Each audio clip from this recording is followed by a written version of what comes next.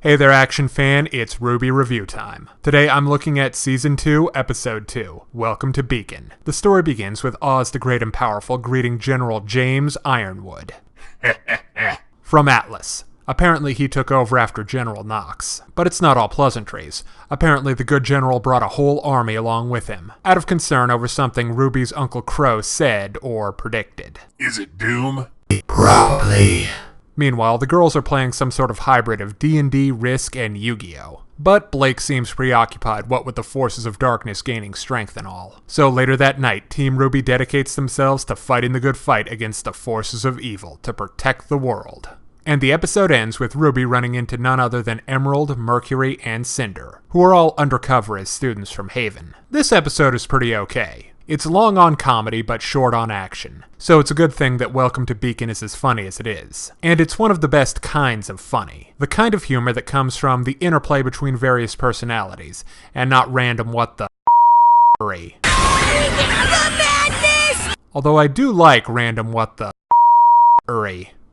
Evil beware. We have waffles. The point is, the board game scene was a riot. Also Sun, who I may need to start calling Jacob, Put a shirt on, you hippie. and his bro Neptune are hanging around. And they're cool enough, I guess. They also work in some world building, and it's fairly clever how they do it. The board game gives the layout of the world, and explains that there are 4 major kingdoms, spread out over the continent. Also on that front, General Ironwood is a cool dude from what I can tell. He strikes me as legitly concerned about the fate of the world, although that's not to say he might not end up as an antagonist, but he would be an antagonist without being a bad guy. The biggest problem with the episode is the lack of action, which is one of the main selling points of the show. But in exchange, we get an interesting character flashback with Blake, being interviewed by Ozpen. It sheds light on her personal hang-ups, and shows that Oz is pretty darn sharp, having figured out that she's a Neko. Finally, I was a bit surprised to see Cinder disguised as a student. It can be a little bit tough judging how old some of these characters are supposed to be at times.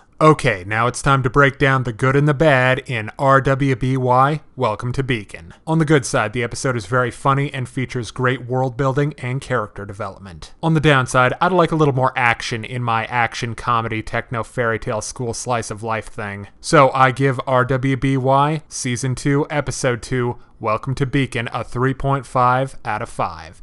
If you're interested in more reviews of movies, anime, TV shows, comic books, or video games, check out my channel on YouTube at StupidPrivate913, or find me on Facebook for video updates and more. Thanks for watching.